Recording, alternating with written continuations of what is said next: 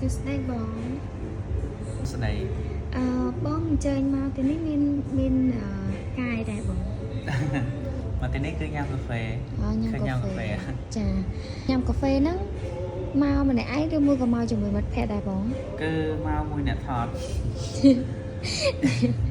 này ngày bong chắc nhưng chắc đang bây giờ nào bảo đảm để bong chơi chất nhâm cà phê nó hay tệ tôn cho người đừng cài nhâm cà phê đang đáy nhung khơi miên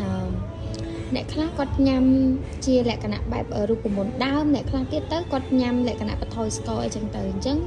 chỉ mua bong với bong cất mệt đại បើសម្រាប់ខ្ញុំវិញគឺខ្ញុំញ៉ាំបថយស្ករពេលខ្លះខ្ញុំញ៉ាំ70ទៅកន្លែងខ្លះគឺខ្ញុំញ៉ាំ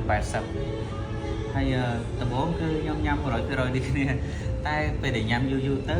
វាធ្វើឲ្យយើងអត់សូវចូលចិត្តផ្អែមបាទ chắc ở xem rạp thì chị em xem tiếp ta bong nhâm chẳng đá đưa mua còn mệt đại bong ភេសជ្ជៈផ្សេងៗគឺធម្មតាដូចជា passion ដូចជា burr ដូចជា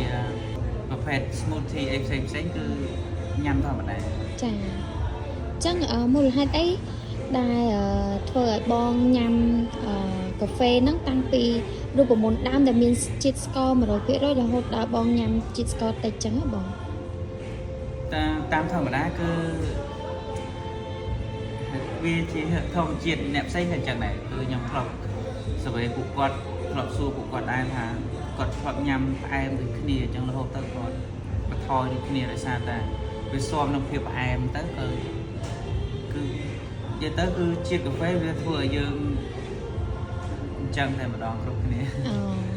chắc ở xem rạp tệ tôn cho mùi nâng cà phê nó cứ nhung khơi chia với xét cứ nước pro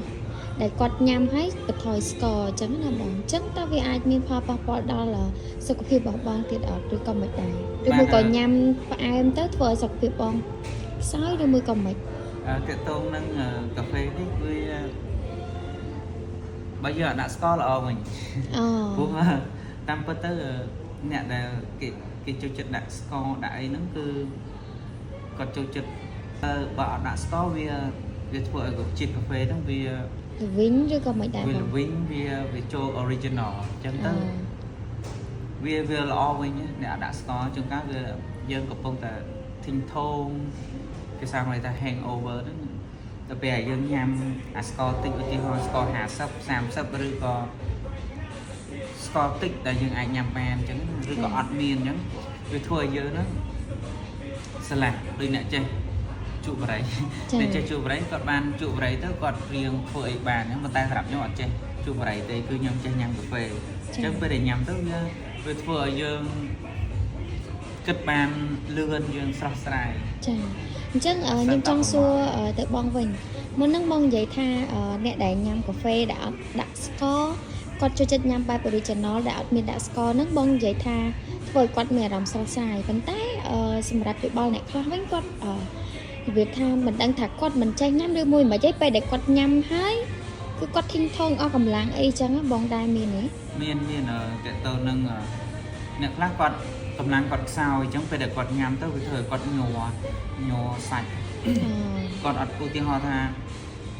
ខ្ញុំដូចគ្នាបើសិនខ្ញុំអត់បានញ៉ាំអាហារពេលព្រឹកឬក៏អាហារថ្ងៃត្រង់ធ្វើម៉េចញ៉ាំអាហារមុនញ៉ាំវាអញ្ចឹងវាធ្វើឲ្យយើងអត់អីទេបើសម្រាប់ខ្ញុំវិញប៉ុន្តែបើសិនខ្ញុំអត់បានអត់ញ៉ាំអាហារឬក៏ខ្ញុំញ៉ាំអាហ្នឹងមុនទី1ហើយទី2ខ្ញុំញ៉ាំអាហារតិចហើយខ្ញុំញ៉ាំអាហ្នឹងក៏ធ្វើឲ្យខ្ញុំញ័រដូចគ្នាអ្នកខ្លះគាត់កម្លាំងខ្សោយគាត់ញ៉ាំទៅគឺវាប្រតិកម្មជាមួយនឹងកម្លាំងកាយរបស់គាត់ធ្វើឲ្យគាត់ធុញថង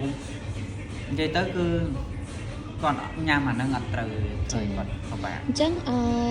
ជាចុងក្រោយខ្ញុំចង់មានសំណួរមួយសួរទៅបងថា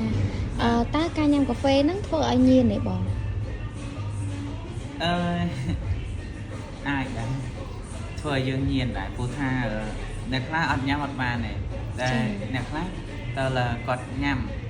បានធ្វើឲ្យគាត់ស្ងប់ចិត្តវិញសម្រាប់ខ្ញុំវិញ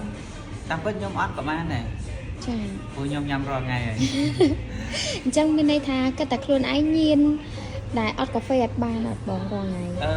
បានបើសម្រាប់ខ្ញុំវិញបានតែអ្នកខ្លះគឺអត់បានទេអ្នកខ្លះគឺត្រូវតែញ៉ាំរងតែខ្ញុំពេលខ្លះខ្ញុំអត់ញ៉ាំដែរខ្ញុំពេលខ្លះខ្ញុំរវល់ការងារអី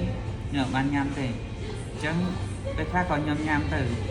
អត់ក៏បានឬខ្ញុំទៅលេងស្រុកទៅលេងខ្ញុំមិនសូវញ៉ាំទេទៅផ្ទះទៅលេងផ្ទះទេ ចាអញ្ចឹង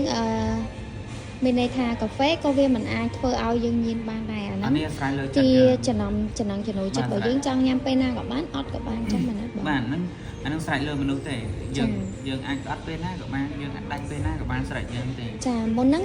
ខ្ញុំនិយាយថាខ្ញុំសួរបងតែមួយសំណួរប៉ុន្តែខ្ញុំចង់សួរមួយសំណួរទៀតដើម្បីបញ្ចប់វីដេអូចឹងណាបង បាទ អញ្ចឹងការញ៉ាំកាហ្វេរាល់ថ្ងៃអាចនឹងធ្វើឲ្យប៉ះពាល់ដល់សុខភាពរបស់យើងអត់ 50 ចា ព្រោះថាពេលយើងញ៉ាំដាក់ស្ករទៅវាធ្វើឲ្យយើងឡើងជាតិស្ករដែរ ចា តែបើសិនជាយើងញ៉ាំបន្ថយពី100ស្ករតិចវាអត់សូវជាប៉ះពាល់ទេព្រោះអីក៏វាប៉ះពាល់សុខភាពសម្បីតែអាហារដែលយើងញ៉ាំសប្តាហ៍ថ្ងៃហ្នឹងម្ហូបអាហារហ្នឹងក៏វាប៉ះពាល់សុខភាពដែរព្រោះវាមិនអត់ទេ